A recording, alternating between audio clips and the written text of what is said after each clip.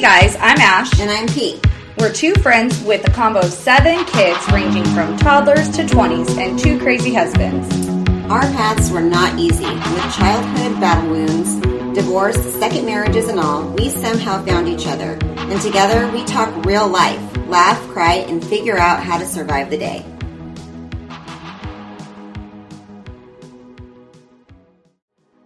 Music is by Dustbowl Champion. To hear Dustbowl Champion's newest hits, search Dustbowl Champion on Spotify.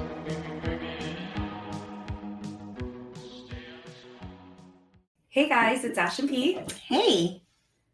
I don't know what that was. I don't know either. Someone. Oh, I think it's my husband. Oh, yeah. Did you just hear him? Yeah. Yeah, I think he's plugging his phone. I was going to say he must be charging his phone. Yeah, he was watching too many TikToks. I know. I think I have your girls to him. Yeah. I know, he's horrible. Okay, so Ash. Yes. You were gone for so long. We came back last week. Yes. Hallelujah. You came back. I know. So nice to be Although back. I had a great time with Molly. I know. She's so funny. She's hilarious. It was great to have you back. Thank you. It was good to be back. I missed it. I feel like you missed like everything. Yeah. So much. I know. So much. I was so sad. I can't believe I missed Chi-Chi's birthday. I know. That was sad. She'll be fine. I know. She's so cute. And I feel like we have a lot to catch up on. And so last episode, we just talked about kind of like the recap of the shows while you were gone. Yeah. But the viewers our listeners? Yeah, listeners. Okay, Our really quick. listenership? Okay, Our listenership? I listened to a podcast about Scientology with Leah Remini, and she says that all the time. Viewers? And she's like, "Oh my gosh, I'm just not used to this. I don't know." So it's funny that you say that. The listeners don't really know why you were gone. And I feel like, well, here's the thing. These last few months have been hard on both of our families. Yes. I thought we were going to start in the beginning. Yes. Okay. That means you want me to start. I thought we were. No, we totally can't. No, we totally can't. I mean, we don't have to. No, I just we totally think can't because it happened first. Yes. So, for those of you, I mean, okay, let's even back the truck up and let's go 2020. Oh gosh. Okay. Because I had to pull up a photo for, I was trying to find a photo for my brother's fiance. Mm-hmm. And I went, I'm looking through photos and photos and photos on my phone, and I'm horrible. I have like 15,000 photos on my phone. I'm bad too. And so I'm looking through the photos, and I come across a photo from 2020, which feels like freaking forever. It really does. Ago. It really does. And mind you, my husband tried to say he was 2 years younger than he is the other day. And like I said, well, no, you're going to be. And he's like, no, I'm not. And I'm like, yes, you are. He's like, no, I'm not. I'm like, I realize we lost 2 years. Yeah. But life has happened in 2 years. Like you didn't stop aging. Freeze. Yeah. You didn't get 2 leap years. Right. You know what I mean? Like, I don't know what happened to you. No, I just didn't have birthdays. Yeah. So it's just, I feel like COVID has created this time warp. Mm-hmm. Like it's been crazy. It has. Right?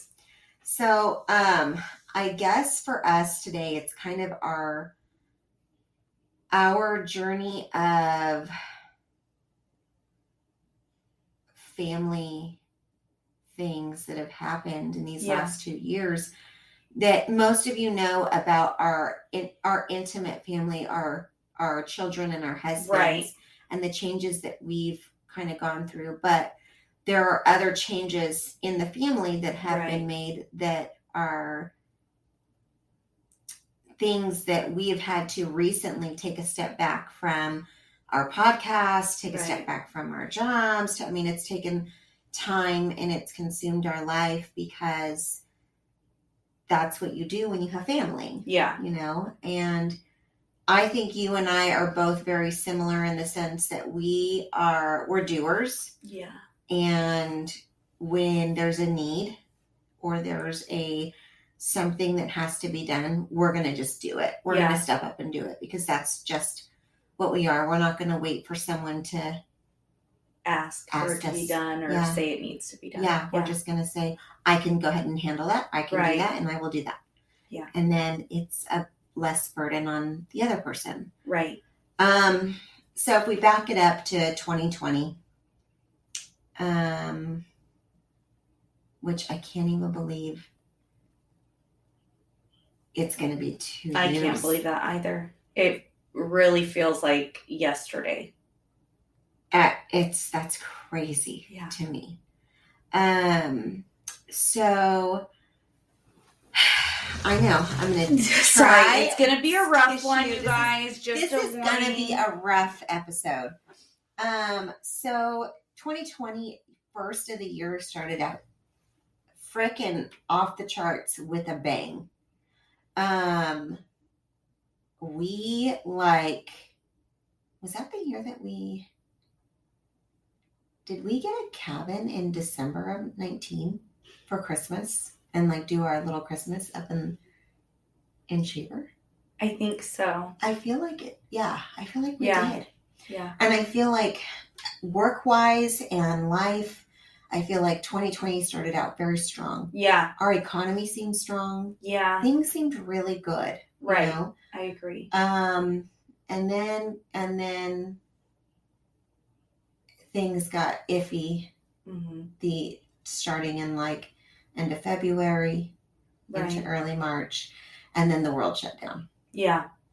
And COVID today, I think, is a little different than the COVID 2 years ago. Yes, I agree. And when you don't know what the hell COVID is. Yeah. Complete unknowns, and it's scary. Mm-hmm. And when your government is shutting everything down, it's like, what is happening? What is happening to our world? Right. I mean, I honestly felt like we were in a third world country and we weren't going to be able to leave our homes, and we're trying to stockpile rice and things that can last, and it was scary. Yes, right? It was. And that started mid-March. It was right after, I feel like it was right after Tony's birthday. It was. And then we get into April, and we hadn't really seen friends, family, anything, because everyone was in lockdown. Right. And we were we would see each other and feel like we had a sneak. We were breaking all the rules. We were breaking the law if we saw each other. Yeah. And what if you were on the road and they pulled you over and they did? I mean, it was it was crazy. Yeah, I always carried my work badge with me because it would be an excuse for me. Yeah. Crazy, right? You were considered an essential worker, so you could actually leave the house, and it would be okay, I mean, crazy times. Yeah. And in April, so just over a month into COVID, this craziness, my husband lost his sister, and not to COVID, but she passed away, and she was very, very young, and she wasn't healthy. And so we knew that was probably a likelihood that we would lose her early because of her health. But you're never really I'm ready for someone to die. And it did come very unexpectedly. Yes. She wasn't well, but it wasn't at that point where you guys knew it was the end. No. And she had a daughter, and she was going through a separation, divorce, and all that stuff. And so she has a daughter, and Her daughter is, our niece is not even 18. Right. And so it was a tough death.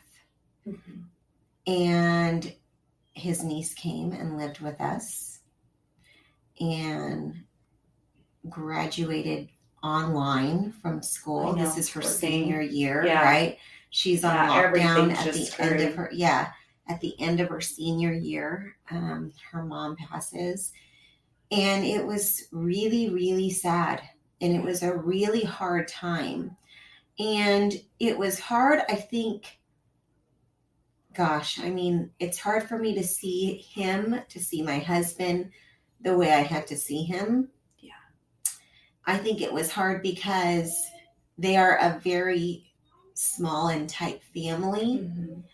And this was the first, I mean, number one, it's a sibling. It's a daughter. Right. And, you know, she's young, not even 50 years old, you know.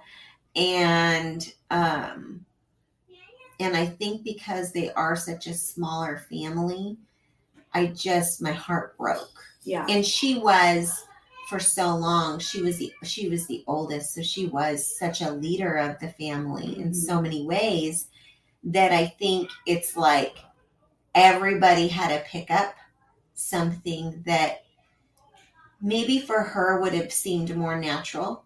Yeah. And everyone would have followed her lead on things. Yeah.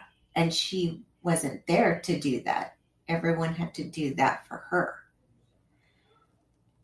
And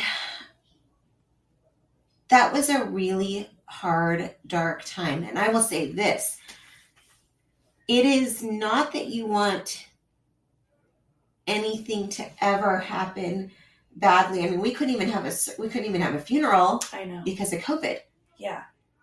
As shitty. I mean, it was so shitty. Right. It was just awful. Yeah. And at the same time, you know, there are some times where you just where you're going through things and you're thinking, do I really want to see people? Or maybe I do want to see people. I don't know. I'm grateful that we had you guys close to us and we could like escape for a moment at the end of the day when it was a long day and just laugh or just talk and talk things out.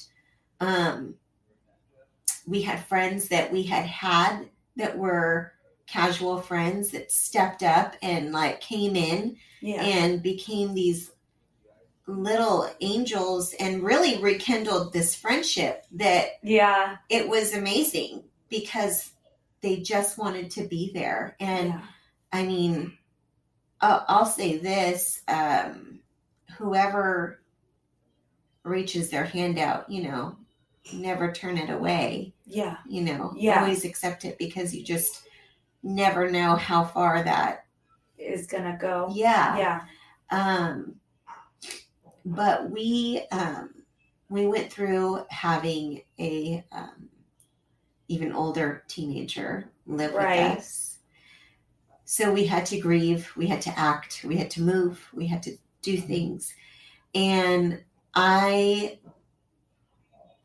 never felt like it was anything more than what needed to be done. But at the same time, I feel like there was a lot of moving parts, you know, and my daughter wasn't doing so well at the time. Right. And COVID was starting to really hit her. And then having these things happen was kind of hitting her.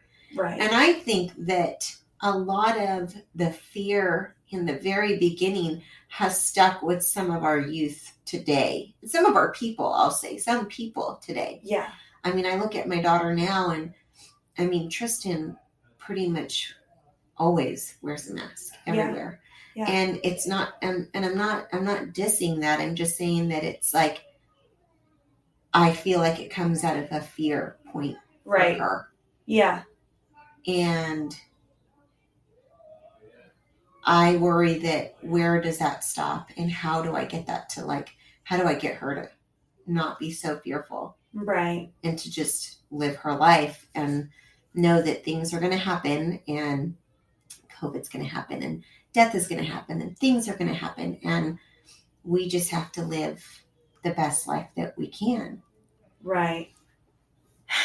I don't know that there's an easy way, because I think they're already in such, at that age, they're already in such a delicate state as far as their understanding of life, where they feel they belong and fit in, and those types of things. You know, that age is a hard age. And then for everything that happened with, you know, in their lives. And I think we've said this before. I don't know if we had exactly, but I know we've talked about it, that for us, it didn't feel like it had really changed a lot of things, because we were still working. Like, so maybe you worked from home, but you were still working. You know, it didn't seem like a lot was changing, but it really did change a lot for our kids. And for that to be such... Yes. And for me, I will say this, with working from home, I mean, Danny wasn't even a year old yet. Yeah. So being able, and even though daycare pretty much stayed open for the most part, but there was a point where it did close for a bit. Mm-hmm. I mean, I kind of just took it as like a point of like being able to see my kids more and spend time and try to balance. And at the same time, there was so much going on with work, but not to where I couldn't do what I needed to get done from home, because we weren't meeting in person. Yeah. And we were so busy scrambling on how to adapt to what we were going through, and remember, in the beginning, it was like, this is going to be 2 weeks. Yeah. This is going to be another 2 weeks.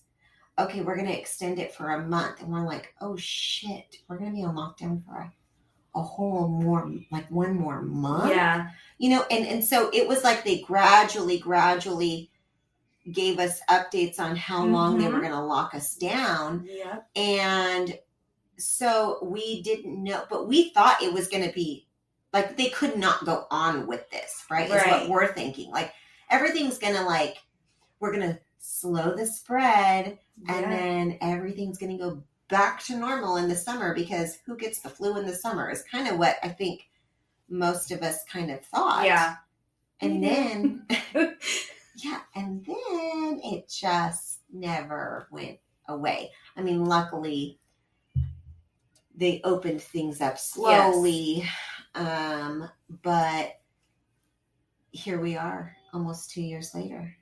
I mean, that is like, that's out of a movie to me. Yeah. Like, mind blown that would ever freaking happen. Yeah, it is crazy. So on top of, you know, and on top of everything, and I really feel bad for anyone and everyone who lost someone during COVID. I know. It's awful to not, like you had mentioned, you guys weren't able to have a service for her. And I know there was like an intimacy about it that I think was good for your family. Mm-hmm. Especially because you guys, you know, that side of the family, you guys are so small and you guys are like so close, you know, you guys talk often, like communication between you all is very consistent. It's not like you guys go long periods of time. So I think that was nice. It was sad for us because, you know, like wanting to be there. And I know she doesn't care anymore, but being able to show her like she was important, she was special, you know what I mean? And so I think that's hard too, because although there were some good points in it being small, it's also that thing where you feel like you didn't really get to celebrate her the way that you normally would. And I'll tell you, even with recent things that have happened, it's like you look back, because we always thought we would have something later. Yeah. And then, I mean, COVID never went away for us to have anything. Right. But you feel this guilt of, did I like do a disservice? I don't want it to seem like we didn't like grieve her and mourn her, and also want to celebrate the life that she had. Right. And that was tough. And I think till even recent events things have been said where you're like, gosh, we never got that. Right. We never got to have that. We never got to have her friends come from old jobs and old work and old schoolmates and say what a memory they had of something. Yeah. And that is hard. It is, because like thinking of it, because obviously she lived here in our town, but they grew up a couple hours away. Right. And so all of her friends from back home too, and even the friends here, it is almost like, is there really closure? You know what I mean? Yeah. Like, without, not that everybody has to go to a funeral to feel closure, but it's like, when you're going through those steps of the grieving process, it is like a time to say goodbye. Right. And so I think it messes with people in that way too. And it's so horrible. And I think that, like, gosh, there are so many things. It's hard not to go into depth about it, because I feel like when he lost his sister, I think he lost being the baby of the family. Yeah. In a lot of ways. And I think that he just, like, for so long was the baby of the family, of all the siblings. Right. And I think we were the ones that knew first. Yeah. You guys our had niece to go. Called, and we had to be down there, and we lived in town. So that would be, but, to have to call your parents. And yeah. It was tough. It was tough on him. It was tough for me to see him go through that. It was tough for me to be right next to him and do that, with him. And I tried to do my best as a wife to shield, I guess, him and his family from anything that I could take care of. Anything I could take care of, I was going to take care of. If I can do it, let me do it, so you don't have to have that burden, so you don't have to mess with that, and you can just focus on you and your family. Right. And it was so hard to see them go through that. And I'll tell you that there's two things. One is, I hate, and we were just talking about this weekend. It's like, what happens when someone has died in the last 2 years? The first thing people say is, was it COVID? Yeah. No. Yeah.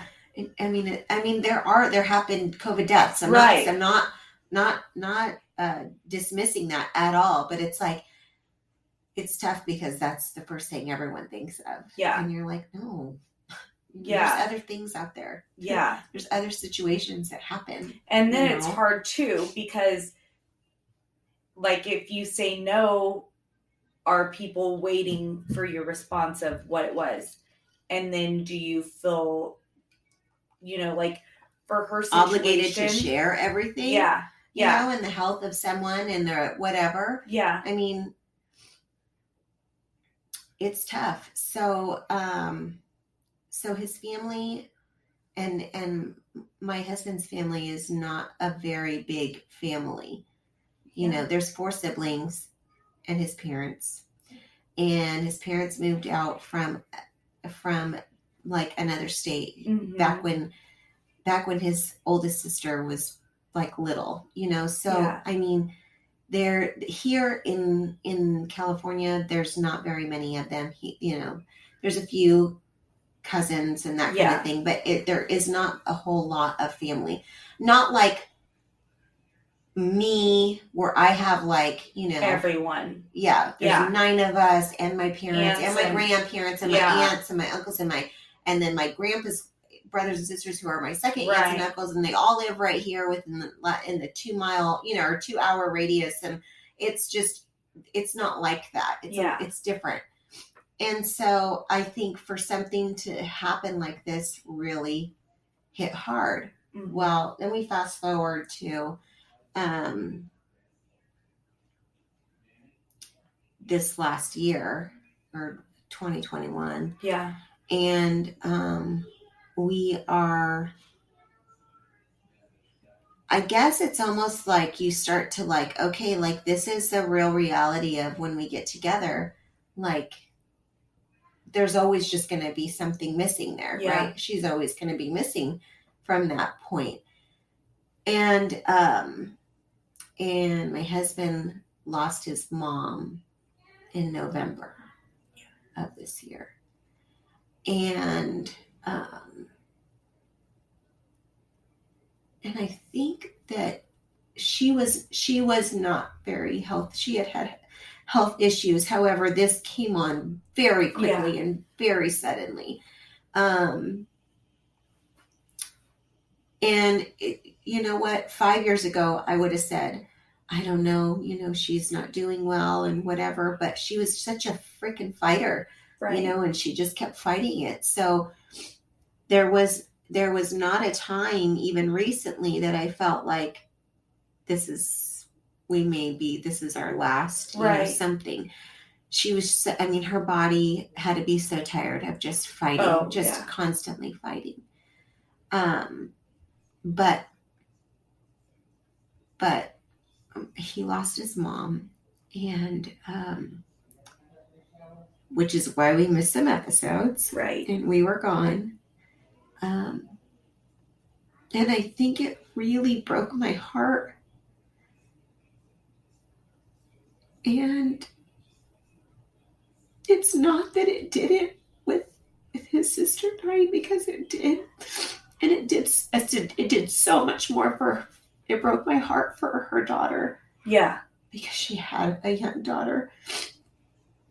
But it broke my heart for the family to lose such big, key people. Yeah.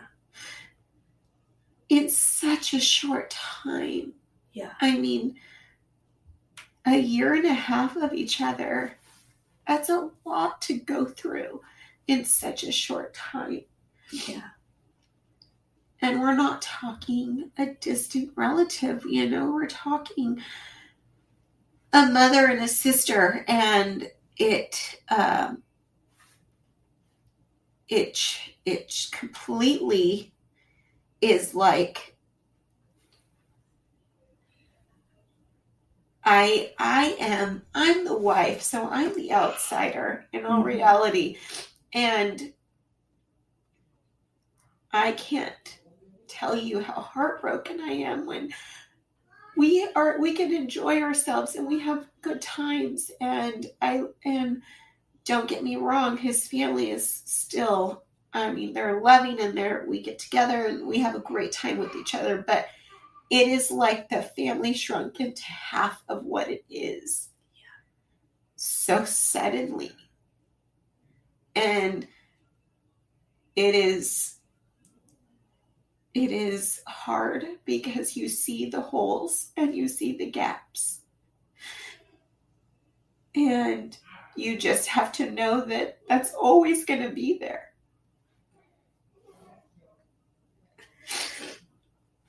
And I don't know what it's like to lose a parent. Yeah. I can't imagine. I can't. And I don't know what it's like to lose a sibling or a daughter. A what? And that breaks my heart too for John. No parent should ever have to bury their child. So when that happened, it was just soul crushing, right? Right. how do they do it? And then he loses her. Yes. They've been married for over 50 years. Yes. And he loses her. So and it's like, you do have to go on, but there are those holes, and those are big huge holes. Huge holes. We are bawling our eyes out. We have to take a quick break. Hopefully we come back better. I know. I'll try to blow my nose. Sorry, guys. We'll be right back.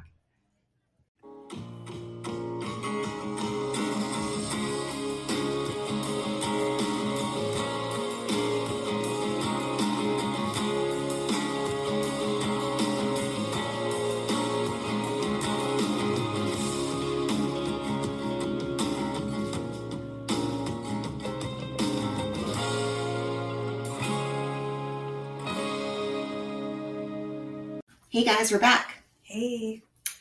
I was looking at you, but I'm the one that says it, so that's on me. Okay. Where were we? So we were talking about them being such big losses in their family in such a short amount of time. Yes. But something also too that I think people, like you said, I don't know if you said this on or off, but I think you said you're the outsider. Yeah. And as the outsider and the doer, you put a lot of things on you. And, when his sister passed away, a worry that myself and a couple of our friends had is that you were doing a lot. You were trying to keep, like you said, you were trying to shield the family from any additional hurt that you could. You were taking care of a lot of things. Obviously, you guys are the family that was in town and were able to take care of, getting her moved out of her house and the daughter, yes, bringing her daughter here and those types of things. Yes. Which obviously you guys were more than willing to do, but I feel like you didn't give yourself that time to grieve. And it was something that we did worry about. Like, he is so focused on taking care of it, which is good. I mean, I know you are such a blessing to his family because you do those things. You step in and you take care of it. And I mean, they need that kind of thing, right? But it is also hard to watch you because you also lost her, I mean, you knew her before you and Tony started dating. Oh, yeah. So it wasn't like you only knew her because of Tony. Right. Right. There was a relationship prior to that. So, I mean, it was a loss for you too. And with you guys all being very close to each other, I mean, I just think that's something that, for anyone who's listening and has gone through it or if you do go through in the future, something that I just think it's important for you, say you're someone who's stepping in and you're taking care of the stuff. You need to allow yourself to grieve too, because you have to get it out. And I think for you, it was hard for you to do. You were so focused on other things. And I mean, for your emotional and mental health, you have to be able to let go. Well, I would be lying if I said that I didn't feel like part of grieving this last time for his mom. I feel like a lot of it was both. Grieving for her too. Yeah. Together. Yeah. I could see that. It just kind of felt like every emotion, every feeling would bring up a feeling of her too. Yeah. You know, or if I missed something about her, it was a lot of stuff that also had to do with his sister. Yeah. You know, and well, they were very similar. Yes, and I just feel like losing them together so close was really a big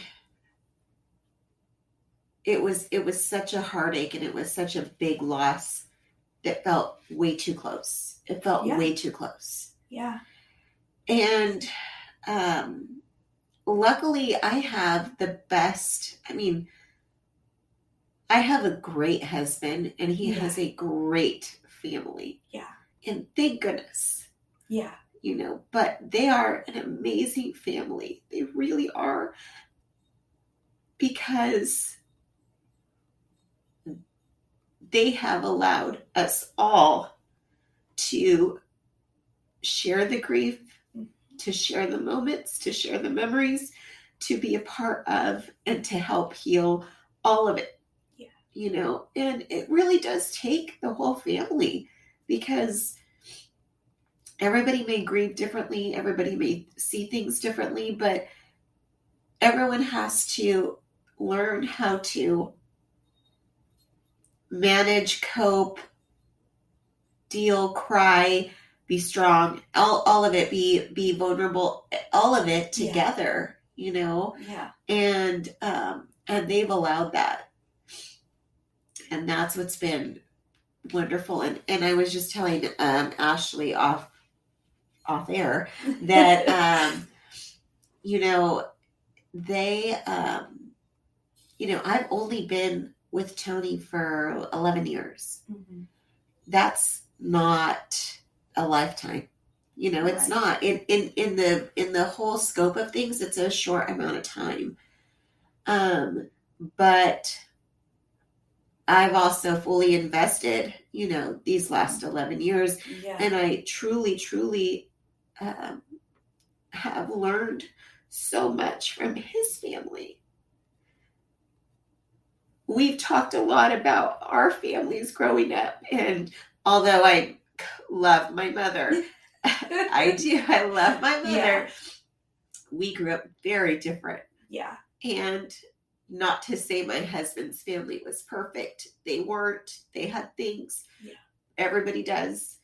But there were so many things that I took and that I've taken and that I tried to implement in our family. Yeah. And so for the good, the bad, the ugly, the whatever, it's been tough. Yeah. And we had to step away for a few weeks at the end of last year to, you know, just really focus and be with the family. Yeah. And walk away from a lot and just say we have to be with, you know, his dad. We have to be with his family. We have to, you know, get away or whatever. And it's kind of hard sometimes when you're in those times to want to podcast and talk about life when you're just like, God, everything's so hard and down. Yeah. You feel somber. Right. And you don't want to, but you just do. You know? I mean, how could you not? You know? And I love the holidays, and to go through this during the holidays was tough. Yeah. You know? Yeah. I mean, I remember the first holiday you guys had without his sister. And it's like, it's weird, you know? And then now you guys have two people missing. And it's like you said, it's not a distant relative. These are immediate family members, you know? And it is so important that you focus, you know, you do. You have to step away. You have to have that time. I was we've talked about it. I think that I think it is so crazy that for, like for work, bereavement, you have, I mean, I know every company is different, but you have a few days off. Right. It's like for my company, I have 3 days. Like, I lost my mom and you're giving me 3 days to get my life back together. Right. Yeah. It's like, it just is so mind-boggling to me, because how does anyone expect that to be the reality? Right. Because, there are still, obviously, November to February is not a long period of time. And really it's November to January because it was so late in the month. But it's like you still have those days, where it hits you, or like something happens and it's like, oh gosh, Well, and there's so much to losing someone. I mean, there's the grief, there's the sadness, there's the questioning, there's the everything, and then there's like the work. Right. Which we can kind of get into later, but it's like there's things that have to be done when someone passes. Right. It's not just a funeral and, wash your hands of it. Right. And you get to just go and, visit the cemetery or whatever. It's there's so many steps to getting to those places. Mm-hmm. It's a lot. Yeah. And we're learning, and I say we, but in reality, I mean, gosh, his dad is learning with the help of his sister, and it's just, there's so much to it, but he's learning to slowly, unfortunately, have to adapt to his reality. Right. And I love my husband so much, and I see so many, for the good and the bad, I see so many similarities in him and his dad. Mm-hmm. And but I think about, like, period, being like, they've been married over 50 years. Right. You've spent how long with the same person every single day? Even on the days where you're like, oh my God, I could throw them off this mountain right now. Yeah. That's been your person for that long. Yeah. You've had babies. You've had friends. You've had family. You've had in-law issues. You've had moving. You've had homes. Yeah. You've had cars. You've had jobs. Issues. You've had health. You've had a lifetime. Right. And thank goodness you have those memories, but at the same time, for someone to be gone, and you don't all of a sudden. Yeah. That's tough. That's, a huge adjustment. Huge. It's hard to really wrap your brain around what it all means. Yeah. Like, I have told Jace before, like, I want to die first. Like, I don't want to have to deal with losing him. Like, as much as I want to wring his neck sometimes, I don't want to have to do that. Yeah. And you just think, like, okay, so you think about when you've lost someone, the memories and how certain things are hard. But when you think about, him losing his wife, it's like really every day. Yes. It's every minute. Yes. Like, it's not. Well, it's and granted, there were things where, like, oh my God, his mom is crazy. Right. She's ordering food for them. Like, there's a family of them. Yeah, they're a family of 6 still, and there's 2 of them. Yeah. And she hardly even has an appetite. What in the world? You won't eat leftovers. So why would you order all this food? Why would you make all this food? But then it's like we go now and and he's doing good. He's doing good. But it's like the fridge is not full, and things are it's different. Things are different. Like an emptiness, probably. And right? It's that she's not there. She is missing. Yeah. And the adjustment of everyone of they are no longer there. Yeah. And it's tough. Yeah. It's tough. Yeah. All I can say is, I'm grateful that I'm grateful that I have what I have. I'm lucky enough to not have to have gone through this with my own parents, but I don't feel like it hurts any less. Yeah. To go through it with his. Yeah. And it's tough. It's tough to lose someone, and it's really shitty during COVID, I feel like, but I feel like it just in general it would be hard. Yeah. That's how my year kind of ended. Yeah. And then your year started. And it's like loss is hard. We've had a rough few months between the two of us. Yeah. Yeah. The last 4 months haven't been great for our families. No.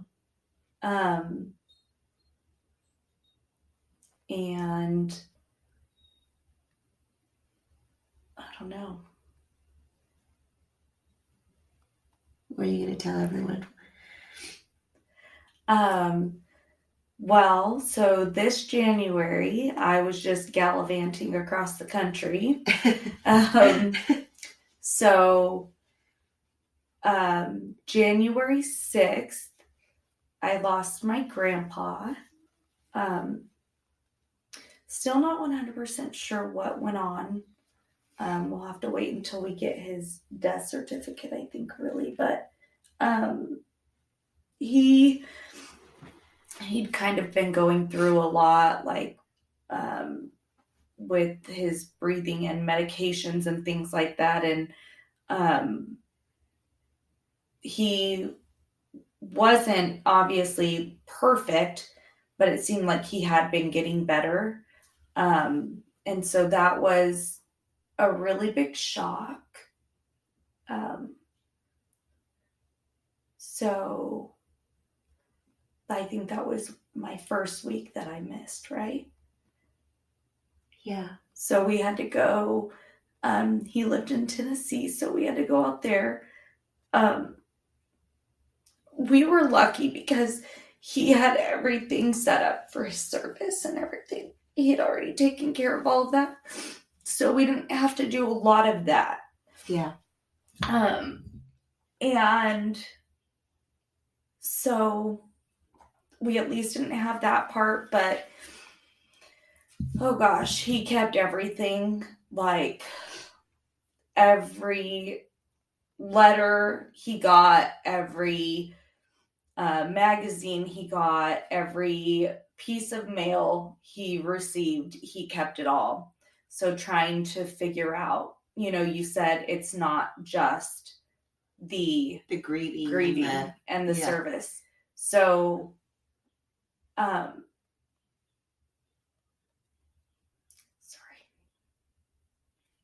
so it was a lot of trying to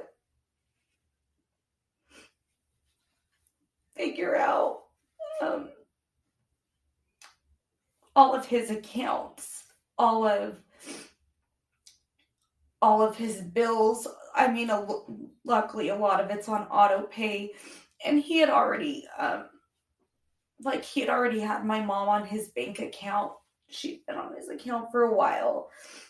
Like he set things up so that they would be easier, but there's still there's still a lot to it. Yeah. There is a lot of paperwork, legality, and I'll say this, when his sister passed, she was very well organized with things, had a lot of her ducks in a row, but there were still things. There were still a lot of things. And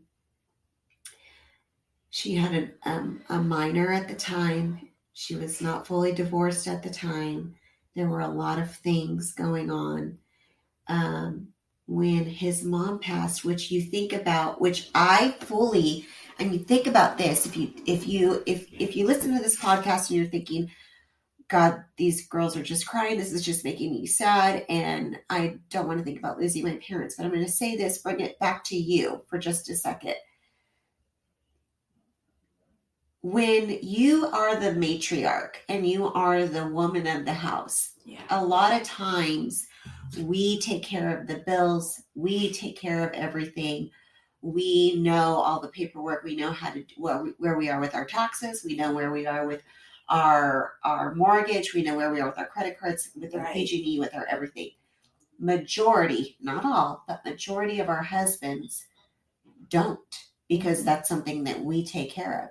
Yeah. And in some situations it's the opposite, but usually it's one. Mm-hmm. Most of the time it's not both of you guys knowing that kind of stuff. So one thing that I have taken away from all of this is I have to be as organized as possible. Yeah. To make sure my husband knows where everything is and what everything is if something were to happen to me. Yeah. Because I don't want him to go, I don't know. I don't know what we have. I don't know what that is. I don't know what bills we have. I don't know where any of that is. We, a while back, did this is before we lost anyone. We were very adamant on we need a living will and trust, and we need to put everything in writing, and we need to have our life insurances dialed in, and we need to have everything dialed in. Yeah. And thank goodness we did, because seeing what we've seen, it's even more predominant that those things are important. And it doesn't cost a whole lot of money. Everybody thinks you have to have an attorney and it costs a ton of money to do all this stuff and blah, blah, blah. It doesn't. It's a couple $100s, and I'm telling you, you have to do it. And I have told my parents since, and then every day I'm not kidding, constantly these last 2 years, you have to get this stuff done. Yeah. Please, please, please, please don't leave this for me. Please don't leave this for me to figure out. Right. Because it's tough. Mm-hmm. And there's 9 of us. And we have step siblings. Yeah. Let's just worst case scenario say something happened to both of our parents. Right. Now you're having to figure out how to divide between 9 kids and make everyone happy. Yeah. I mean, luckily I don't really care about making everyone happy, but I know, but that is still a lot. It's a lot. That's a lot of heartache. That's a lot of stress. That's a lot of everything. And I'm telling you, as individuals, as people, as adults, have things ironed out. Yeah. Have those tough conversations with your siblings, with someone, with your spouses. Do you want to be buried? Right. Do you want to be cremated? Do you care where you're buried? Do you want to be in a Catholic cemetery? Do you want to be in a specific cemetery in town? Do you want to be on our mantle? What do you want? Yeah. Those are tough conversations people don't want to have. And then it's left to the family to figure out what the best scenario is. And when you're going through it's tough. The loss, it's tough to make those calls. Yeah. Because you also don't want to make the wrong call. Right. Right. Because did you not have a conversation about it? Because now what? The other day I told Jason, I don't know if I've told you before, which I feel like I have. We've been together for quite some time, and I swear my ID used to have it on it, but I was like, I want to be an organ donor. If I can be an organ donor, I want to be an organ donor. And he's like, no. And I'm like, no, Jason, I'm not letting anyone take your organs. Well, I was like, I'm just kidding. Why do you even care? He's like, you're my wife. Your organs are going to be buried with you. I'm like, I don't want to be buried. I want to be cremated. And I know that. Yeah, I know that. We've had this conversation. What do you mean? No, we're going to mix our ashes together. He's like, fine. He's like, well, where do you want to go then? I'm like, just throw me on a mountain. Like, I love the mountains. Just throw me on a mountain, whatever. And he's like, well, I'm just going to press you into a diamond. I'm like, fine, do that then. I don't care. Yeah. Just don't bury me somewhere. Yeah. And let my organs go to someone if they can. Like, goodness. But you're right. And for so long, so that is something that Jason and I have put off. He's such a brat. That is something that we have not really had a conversation about. I've talked to you guys about it. We've talked about things, but we've not actually sat down and done anything about it. And it's selfish. It really is. And I have to say that I've been selfish because those are hard things to think about. They are. And I don't want to think about where my kids are going to go if we both die. You know? I know. And it's like, you know, we have our girls, but I don't want my girls to have to raise my boys. Yeah. You know, I want my girls to have their life. Yeah. I not to say this in a mean way, but to be 23 years old and raising your teenage brother, that is a burden. I don't care what anyone says. Right. It completely changes your life. Right. And I don't want to do that to my kids, you know? But I need to have it in writing because what is going to happen, you know? I don't want my girls to feel obligated to do something like that. But those are hard things to think about. Mm-hmm. But it is selfish because, I mean, gosh, I love my grandpa so much. And he was a good man, but he thought so much about us. Yeah. He really did. He really made sure everything was in place so that it wouldn't be a burden. Mm-hmm. And I don't know. I do really believe it is something that we need to take care of. It is something that needs to be done. I don't want it to be where it's just, oh my gosh, what are we gonna do? You know? And that's why I bring it up, because you said your grandpa really did a good job of having everything. Yeah. And even with that, even when they have things spelled out and it's left and it's, you know, where things are going, there's still a lot to be done. Yeah. His house is still there. His stuff is still in it. I know. There are some things that we took, but we still have to take another trip. You're just a few states away. Just a few states away. So it's like, yeah, they're like, we went and we were able to bury him, and we were able to get some things done that we needed to get done, like get some paperwork and bring some of the things that can't be left there. Yeah, so for our listeners, are you going to spill my grandpa's beans? Well, no, Ashley flew there with her whole family, and then was like basically snowed in, probably wasn't gonna be able to fly back out on the day that she was scheduled to fly back out because there was snow. So they drove back from Tennessee to California. Yeah. My little brothers each, so my grandpa bought 2 cars. He did this with a lot of guns too. So like he bought 1 car and it was for my baby brother, and he bought well, the first car was for my younger brother, and then the next car was for my baby brother. And so we drove those back and had some things like maybe ammo and guns and things that you shouldn't leave in a home that's going to be vacant for a few months, you know? So, Ashley, how many guns do you think you guys brought back? I think Jason said somewhere around 70 or so. Oh my gosh. And a lot of ammo. A lot of ammo. But there's still more ammo.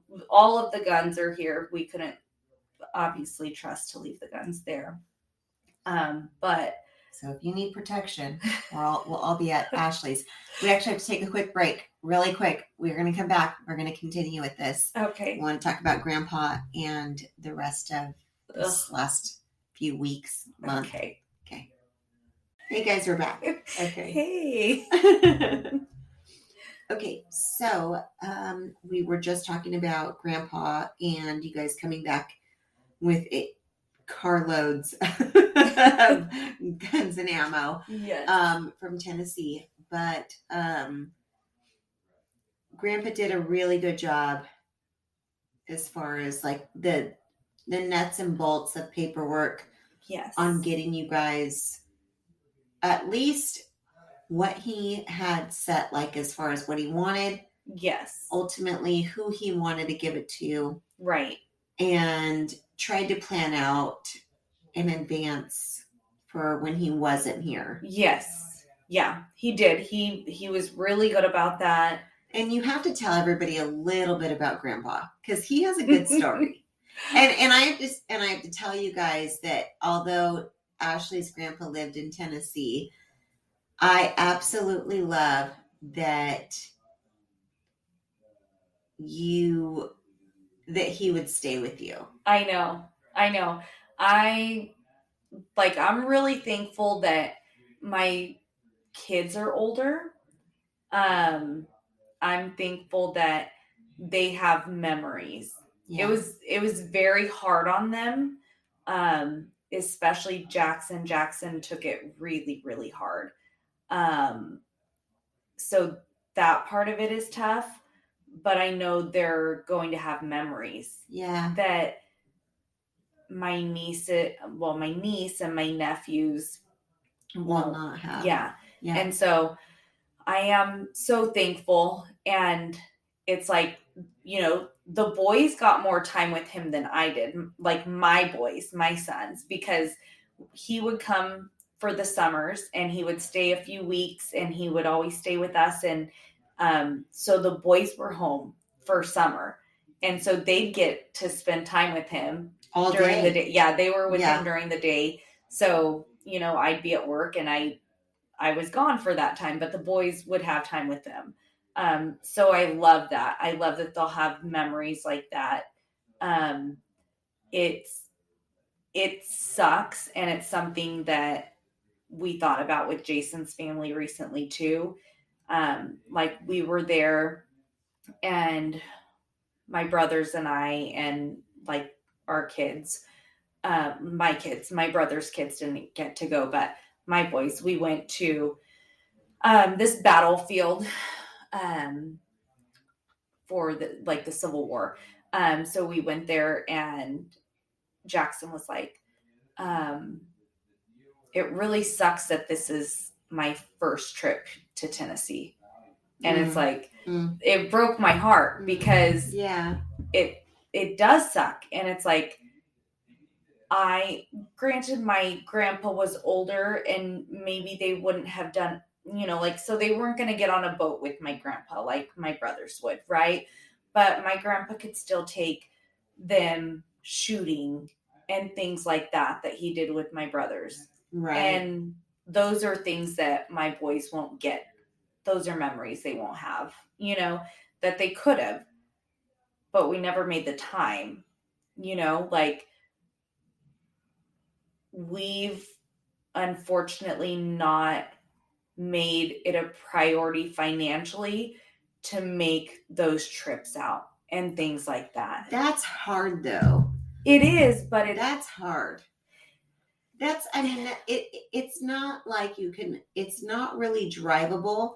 I mean, it is drivable if you're going to take a week off, but that is a long distance trip. It is. It is, and it is something that and financially it is a lot. It is a lot, but it's like, loss puts that in perspective that you don't know how much time you have left with anyone, and so that's something that, Jason's family lives in South Dakota, and so that's something that we've talked about too. Like, we have a family reunion coming up in South Dakota, so that'll be good because we'll get to see all of the family that we don't necessarily, like when we've done the family reunion before, it was in Colorado, so not all of the family came. There was a good chunk of the family that came, but not all of them. So with it being in South Dakota this year, it'll be good because we'll get to be with all the family. Because that's where they're from. Yeah, that's where so Jason has one aunt that lives out of South Dakota and one uncle. The rest of there's 9, his mom, and then 8 siblings. And of all of them, only 2 of them don't live in South Dakota. So we'll get to be with everyone. And those other siblings, well, at least the uncle, he'll probably come to the reunion. Maybe not, but probably. So that'll be good. But we're talking about we, his parents are getting older. We really need to make sure that we're going out, and visiting. Yeah, because we hadn't seen them since the family reunion in Colorado 4 years ago or something. It's that's a long time to go without seeing. And I mean, Jason's parents moved right after he graduated high school, so they moved back. Yeah, they moved back to South Dakota. So they've been there for a long time, and he's been here for a long time, but it's still, and especially as they're getting older. Yeah. With our last visit with him, he's he's worried, because they are getting older. Yeah. So, well, and here's a catch to it. It may be cheaper for you guys to also just send them out. Do every other or something. It may be cheaper for you guys to pay for their flights out. I don't know, because we have our 2 little sisters. Oh, I forgot about them. Yeah. So. Yeah. So it's just as many flights. Yeah. So, which, I mean, we've driven it more than once, and it's not. No, you have to just fly that. No, it's only 21 hours. Which I know you're looking at me like I'm a lunatic, but we'll also drive. I won't even drive 6 hours to Vegas. Yeah, I know you're bougie like that. No, it's not even bougie. It's just, oh my gosh. Yeah, it's less than 1 day. Tennessee was 30 hours. So it's 21's nothing, right? You're insane. I mean, we switch off. It's fine. I don't know. Believe it or not, it's cheaper to do it that way. Well, I do believe it, even though our gas prices are almost $5. I know, but you get out of California, you'll be amazed at what those prices look like. Yeah. I know. So, yeah, but no, it does put things into perspective about spending time with family and making that a priority. So you guys are in Tennessee for Grandpa, which we have to get into I mean, the things that you have to clean up after someone passes. Mm-hmm. Those are the unglorified moments that you have with your family. Yes. That nobody tells you about, right? There's so much. Yes. So many things. But before you guys even leave to Tennessee for Grandpa's funeral. So before we leave to Tennessee, I think it's a day and a half later, my great uncle passes away. So my grandpa's uncle passes away. Um, and so we found out he was in really bad shape actually when my grandpa passed away. My mom had called, um, we always say like my mom's cousin because they're closer in age, but it's really my grandpa's cousin. But so my mom had called because they're close, and she was telling my mom about how like he was on hospice and they had stopped doing like the IV foods and whatnot. And so it was like, oh gosh, great. So we lost him. He was living in Utah with his daughter. His daughter had moved him and my great aunt. They lived near us. They lived in Manteca. And so my aunt had fallen, and my mom's cousin came and she was like, you guys are either going to have to be put in a home. Like, you can't be at the house by yourselves anymore. You're either going to have to be put in a home, or you guys are going to move to Utah and live with us. And so they agreed to move. So I was surprised that they agreed to move. But they did. And so they had been living there for the last, gosh, it wasn't even a year, I don't think. And then my aunt has gotten really bad, like she has dementia. She's gotten really bad, like but his funeral was pushed out because they had to transport him back. They buried him in California, so they had to do that. So we go out to Tennessee. We're there for a couple of days. We have Grandpa's funeral. Like the next day, we're just trying to get things together. And then so Grandpa's service was on Friday. You guys were there for like 5 days. Yeah. So his service is on Friday. On Sunday, Jason gets a call from his mom, and his aunt passed away. It's his uncle's, so his mom's brother. His wife passed away. And that was really out of nowhere. Yeah. Like, she's 58 years old. Like, I think still we're like, it's still like kind of not real, I think. Even though, we did the viewing and we did the burial and everything, it's just like unreal because it was just out of nowhere. So we went to Tennessee. We come back. We're here for like 3 days. And then we go to South Dakota. And that was rough. Because, and I don't know if you feel the same way, but it was hard because I felt like Jason wouldn't let himself cry. Like, I don't know. Was Tony like that? Like, where he just kind of built a wall?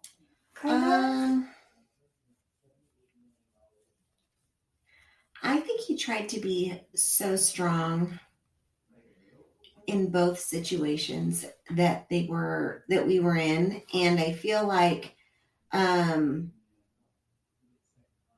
don't know if he ever held back trying to, like, from crying. I think he did try to be strong. I feel like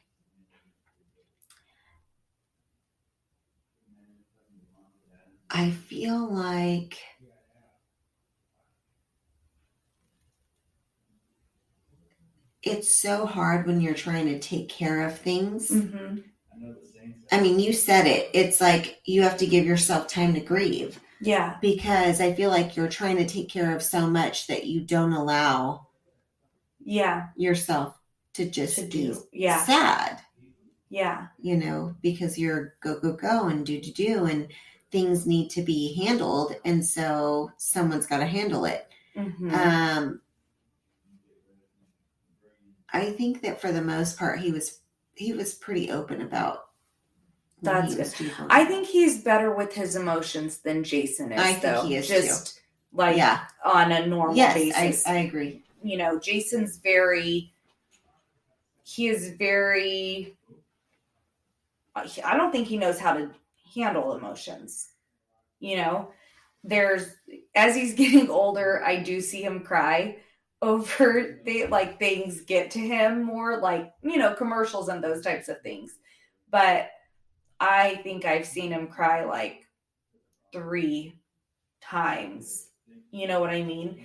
And he did cry, but it was like he put off saying goodbye to his uncle at the funeral because he was like, I'm gonna break down. Mm-hmm. And I'm like, you need to go. Like, you need to do it. Because he hadn't let himself do it. Mm-hmm.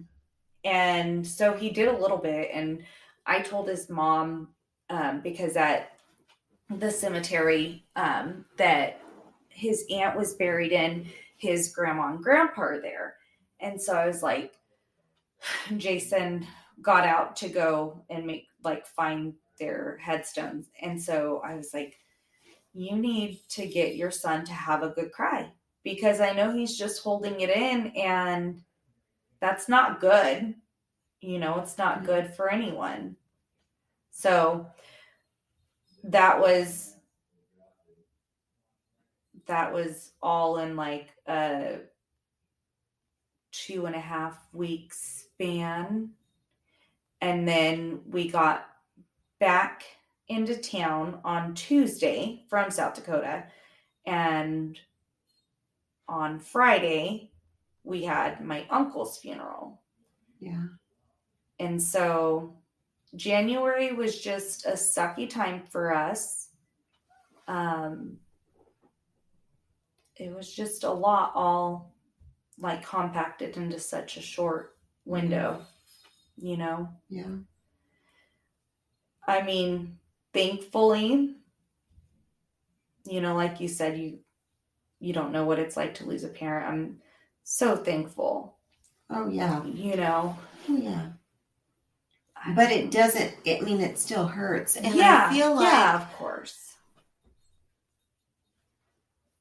You know, I feel like there's just so many different steps and there's so many different elements. And I think that, you know, I love that you had a different relationship with your grandpa, that he could come out and stay a few weeks. Yeah. And he could joke with the boys and he could whatever. And they learned a little bit from him. Yeah. Every time he came out. Mm-hmm. And there's no other time. I mean, especially, it's predominant, I think, after you lose someone, that you're going, I should have spent more time. Yeah. I should have, you just can't help but have those feelings. But I think for the most part, I think we try. I think so. And I think it's hard not to. You know, I had a few breakdowns in Tennessee, feeling like I wasn't a good granddaughter, and I did make mistakes, you know, and we all did. I know. We all did. It's just like those things really stand out then, of course, you know. And so then I'm hurting because I'm like, gosh, like, why wasn't I different? And my brother's like, you were 14 years old. Like, yeah, you were 14. You really can't hold. But I'm like, but those are the things you remember, you know, and those are the things that really stand out. But I think it is just important to, you just have to enjoy those moments. And I feel like nowadays we're so busy with whether it's stuff that we're doing or whether we're on our phone or what have you, that we are in the moment, you know? Like, I do feel like, at least when my grandpa was here, it wasn't ever like, ugh, like it wasn't like, oh, I have to hang out with him, or something like that. So I am thankful that at least when he was here and we did hang out and stuff like that, I did feel present in that, because I think it's very easy not to be present. Yeah. There are just so many distractions, and I don't know. I think that's important. I think it's important for you to realize when you are going through it, allow yourself to grieve. You need to. And like, it's also okay to just be like, okay, like, sometimes I think that like grieving is a process. Yeah, and for sure. Sometimes it hits you harder later. Yeah. I think a lot of times it does, because in the beginning you are go and it's trying to get things settled. Mm-hmm. You've got all of this and all of it's happening, and then things start to slow down, right? And then you're sitting in your emotions. Well, and then everyone goes away, right? And it's just you. Yeah, I know. Like, so at Jason's aunt's funeral, there were so many flowers. And I was sitting there and I told Jason, like, we need to do something for your uncle later, because right now everyone's offering things and doing this and doing that. Right. But in a couple of weeks, those things start to slow down, So I'm like, even if it's just a little something, like, just so he knows we're thinking of him, Yeah. But I'm like, we should do it later. Because, that is when things do start to get rough, because then you're in it, like, it's really settling in. Well, to say we had a hard end and first of the year is an understatement. Yeah. You really had, I had a beginning of 2020 and then an ending, which was difficult of 2021. But, you also had a tough go. It was like just tough all the way around. Yeah. But we're almost a year into this.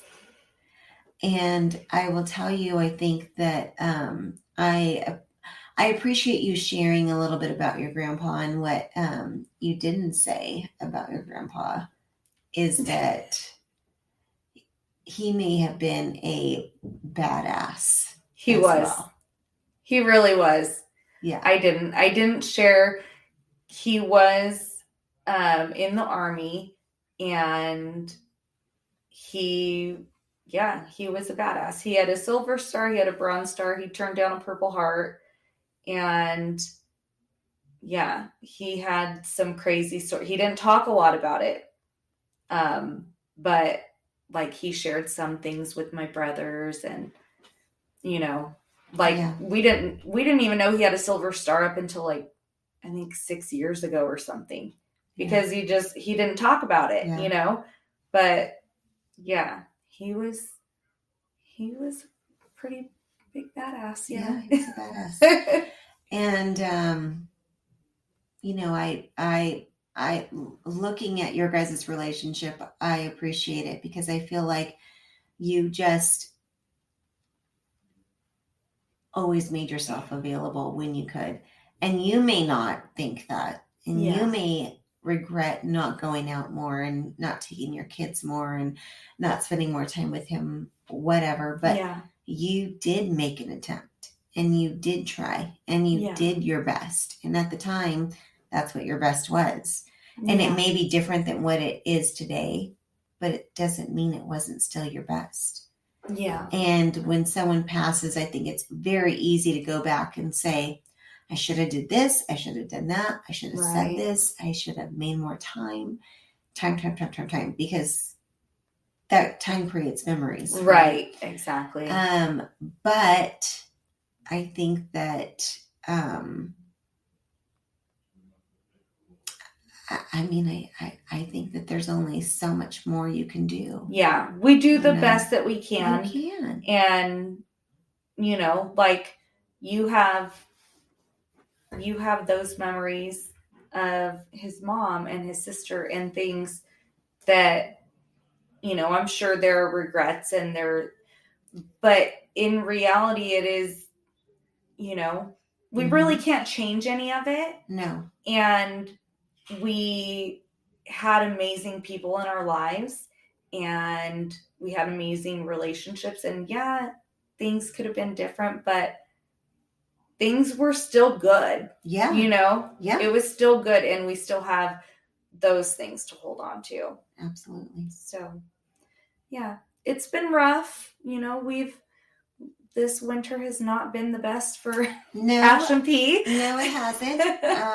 But that's okay. We're going to get through it, because that is what it's about. It's confiding in each other and surviving the day and conquering the day and knowing there's tomorrow and we can make it better tomorrow, and we will make the most of our memories of what we have today. Yes, absolutely. So thank you for sharing about your family members. Well, thank you. You've been gone for a while, and I'm glad you were able to share and talk about your family. And you too. And we'll have more, some other stuff, but we do appreciate you guys listening in. Sorry for all the sadness. I know. But we just wanted to let you guys know when we were missing, it wasn't just us not being here. It was our family. It was real life. It was family. Yeah. So thanks so much. Thank you. Thanks for swapping with us.